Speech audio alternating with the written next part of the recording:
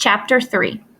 Mrs. Armstrong, who was still trying to run things from her hospital bed, said that the same people always got the main parts.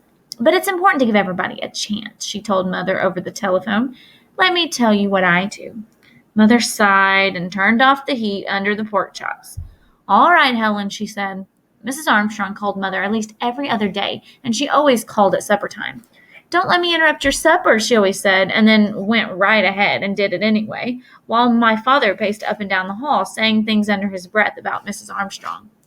Here's what I do, Mrs. Armstrong said. I get them all together and tell them about the rehearsals, and that they must be on time and pay close attention. Then I tell them that the main parts are Mary and Joseph and the wise men and the angel of the Lord. And then I always remind them that there are no small parts, only small actors. Do they understand what that means? Mother asked. Oh, yes, Mrs. Armstrong said. Later, Mother asked me if I knew what that meant about small parts and small actors. I didn't really know. None of us did. It was just something Mrs. Armstrong always said. I guess it means that the short kids have to be in the front row of the angel choir. I guess it means that the short kids have to be in the front row of the angel choir, or else nobody can see them. I thought so, Mother said.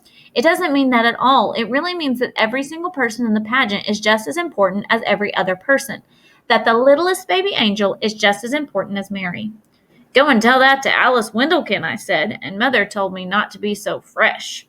She didn't get very mad, though, because she knew I was right. You could have a Christmas pageant without any baby angels, but you couldn't have one without a Mary. Mrs. Armstrong knew it, too.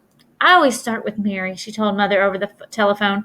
I tell them that we must choose our Mary carefully, because Mary was the mother of Jesus. I know that, Mother said, wanting to get off the telephone and cook the pork chops. Yes, I tell them that our Mary should be a cheerful, happy little girl who is unselfish and kind to others. Then I tell them about Joseph, that he was God's choice to be Jesus' father, and our Joseph ought to be a little boy. She went on and got as far as the second wise man when Mother said, Helen, I'll have to go now. There's somebody at the door. Actually, there was somebody at the door. It was my father, standing out on the porch in his coat and hat, leaning on the doorbell. When Mother let him in, he took off his hat and bowed to her. Lady, can you give me some supper? I haven't had a square meal in 3 days. Oh, for goodness sake, Mother said. Come on in. What will the neighbors think to see you standing out there ringing your own doorbell? And why didn't you ring the doorbell 10 minutes ago? Mrs. Armstrong called Mother 2 more times that week to tell her that people could hem up costumes but couldn't cut them, and to tell her not to let the angel choir wear lipstick. And by Sunday, Mother was already sick of the whole thing. After church, we all filed into the back 7 pews along with 2 or 3 Sunday school teachers who were supposed to keep everybody quiet. It was a terrible time to try to keep everybody quiet. All the little kids were tired, and all the big kids were hungry, and all the mothers wanted to go home and cook dinner, and all the fathers wanted to go home and watch the football game on TV. Now, this isn't going to take very long, Mother told us. My father had said it better not take very long because he wanted to watch the football game too. He also wanted to eat, he said. He hadn't had a decent meal all week. First, I'm going to tell you about the rehearsals, Mother said. We'll have our rehearsals on Wednesdays at 6:30. We're only going to have 5 rehearsals, so you must all try to be present at every one. What if we get sick? Asked a little kid in the front pew. You won't get sick, Mother told him, which was exactly what she told Charlie that morning when Charlie said he didn't want to be a shepherd and would be sick to his stomach if she made him be one. Now you little children in the cradle room and the primary classes will be our angels, Mother said. You'll like that, won't you? They all said yes. What else could they say? The older boys and girls will be shepherds and guests at the inn and members of the choir. Mother was really zipping along, and I thought how mad Mrs. Armstrong would be about all the things she was leaving out. And we need Mary and Joseph, the 3 wise men, and the angel of the Lord. They aren't hard parts, but they're very important parts, so those people must absolutely come to every rehearsal. What if they get sick? It was the same little kid, and it made you wonder what kind of little sick he was, what kind of little kid he was to be so interested in sickness. They won't get sick either, Mother said, looking a little cross. Now we all know what kind of person Mary was. She was quiet and gentle and kind, and the little girl who plays Mary should try to be that kind of person. I know that many of you would like to be Mary in our pageant, but of course we can only have one Mary. So I'll ask for volunteers, and then we'll all decide together which girl should get the part. That was pretty safe to say, since the only person who ever raised her hand was Alice Windlekin. But Alice just sat there, chewing on a piece of her hair and looking down at the floor. and the only person who raised her hand this time was Imogene Herdman. "Did you have a question, Imogene?" Mother asked. I guess that was the only reason she could think of for Imogene to have her hand up. "No," Imogene said. "I want to be Mary." She looked back over her shoulder. "And Ralph wants to be Joseph." "Yeah," Ralph said. Mother just stared at them. It was like a detective movie when the nice little old gray-haired lady sticks a gun in the bank window and says, "Give me all your money." And you can't believe it. Mother couldn't believe this. "Well," she said after a minute, "we want to be sure that everyone has a chance. Does anyone else want to volunteer for Joseph?" No one did. No one ever did, especially not Elmer Hopkins, but he couldn't do anything about it because he was the minister's son. One year he didn't volunteer to be Joseph, and neither did anyone else, and afterward I heard Reverend Hopkins talking to Elmer out in the hall. "You're going to be Joseph," Reverend Hopkins said. "That's it." "I don't want to be Joseph," Elmer told him. "I'm too big, and I feel dumb up there, and all those little kids give me a pain in the neck." "I can understand that," Reverend Hopkins said. "I can even sympathize. But till somebody else volunteers for Joseph, you're stuck with it." "Nobody's ever going to do that," Elmer said. "I even offered Grady Baker 50 cents to be Joseph, and he wouldn't do it. I'm going to have to be Joseph for the rest of my life." "Cheer up," Reverend Hopkins told him. "Maybe somebody will turn up. I'll bet he didn't think the somebody would be Ralph Erdman." "All right," Mother said. "Ralph will be our Joseph. Now does anyone else want to volunteer for Mary?" Mother looked all around, trying to catch somebody's eye, anybody's eye. "Janet? Roberta? Alice, don't you want to volunteer this year?" "No," Alice said, so low you could hardly hear her. "I don't want to."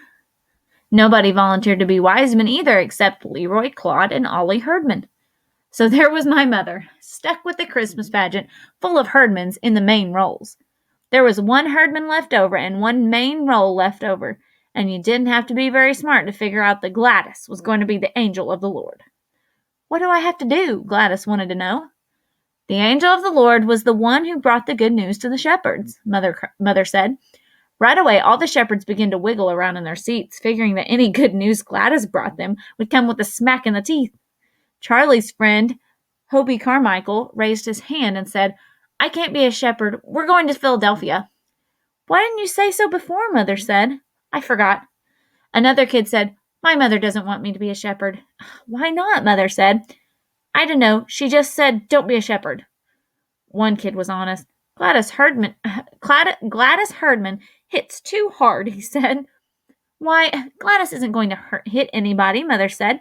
"What an idea. The angel just visits the shepherds in the fields and tells them Jesus is born." "And hits them," said the kid. Of course he was right. You could just picture Gladys whamming shepherds left and right, but Mother said that was perfectly ridiculous. "I don't want to hear another word about it," she said. "No shepherds may quit or get sick," she added, before the kid in the front pew could ask. While everybody was leaving, Mother grabbed Alice Windlekin by the arm and said, "Alice, why in the world didn't you raise your hand to be Mary?" I don't know," Alice said, looking mad. But I knew. I'd heard Imogene Herdman telling Alice what would happen to her if she dared to volunteer. All the ordinary, everyday Herdman things like clonking you on the head and drawing pictures all over your homework papers and putting worms in your coat pocket. "I don't care," Alice told her. "I don't care what you do. I'm always Mary in the pageant." "And next spring," Imogene went on, squinching up her eyes, "when the pussy willows come out, I'll stick a pussy willow so down your ear that nobody can reach it, and it'll sprout there, and it'll grow, and you'll spend the rest of your life with a pussy willow bush growing out of your ear." You had to admire her. That was the worst thing any of them ever thought up to do. Of course, some people might not think that could happen, but it could. Ollie Herdman did it once. He got this terrible earache in school, and when the nurse looked down in his ear with her little lighted tube, she yelled so loud you could hear her all the way down the hall. "He's got something growing down there," she hollered. They had to take Ollie to the hospital and put him under and dig the sprouted pussy willow out of his ear. So that was why Alice kept her mouth shut about being Mary. "You know she wouldn't do all those things she said," I told Alice as we walked home. "Yes, she would," Alice said. "Herdmans will do anything, but your mother should have told them no. Somebody should put Imogene out of the pageant, and all the rest of them too. They'll do something terrible and ruin the whole thing." I thought she was probably right, and so did lots of other people, and for 2 or 3 days all anybody could talk about was the Herdmans being Mary and Joseph and all. Mrs. Homer McCarthy called Mother to say that she had been thinking and thinking about it, and if the Herdmans wanted to participate in our Christmas celebration, why didn't we let them hand out programs at the door? We don't have programs for the Christmas pageant, Mother said. Well, maybe we ought to get some printed and put the Herdmans in charge of that. Alice's mother told the Ladies' Aid that it was sacrilegious to let Imogene Herdman be Mary. Somebody we never heard of called up Mother on the telephone and said her name was Hazelbeck, and she lived on Sproul Hill.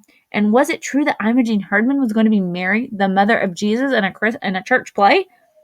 Yes, Mother said. Imogene is going to be Mary in our Christmas pageant. And the rest of them too? The lady asked. Yes, Ralph is going to be Joseph, and the others are the wise men and the angels of the Lord. You must be crazy, this Mrs. Hesselbeck told Mother. I live next door to that outfit with their yelling and screaming and their insane cat and their garage door going up and down all day long. And let me tell you, you're in for a rowdy time. Some people said it wasn't fair for our whole family, who didn't even go to our church, to barge in and take over the pageant. My father said somebody better lock up the Women's Society's silver service. My mother just said she would rather be in the hospital with Mrs. Armstrong. But then the flower committee took a potted geranium to Mrs. Armstrong and told her what was going on, and she nearly fell out of bed, traction bars and all. I feel personally responsible, she said. Whatever happens, I accept the blame. If I'd been up and around and doing my duty, this never would have happened. And that made my mother so mad she couldn't see straight. If she'd been up and around, it wouldn't have happened, Mother said. That woman! She must be surprised that the sun is still coming up every morning without her to supervise the sunrise. Well, let me tell you. Don't tell me, my father said. I'm on your side. I just mean that Helen Armstrong is not the only woman alive who can run a Christmas pageant. Up till now, I'd made up my mind just to do the best I could under the circumstances, but now she stabbed a meat fork into the pot roast.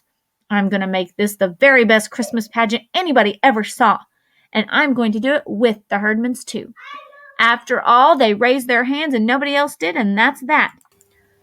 And it was, too. For one thing, nobody else wanted to take over the pageant, with or without Herdmans. And for another thing, Reverend Hopkins got fed up with all the complaints and told everybody where to get off. Of course, he didn't say, go jump in the lake, Mrs. Windlekin, or anything like that. He just reminded everyone that when Jesus said, suffer the little children to come unto me, Jesus meant all the little children, including Herdmans. So that shut everybody up, even Alice's mother. And the next Wednesday, we started rehearsals.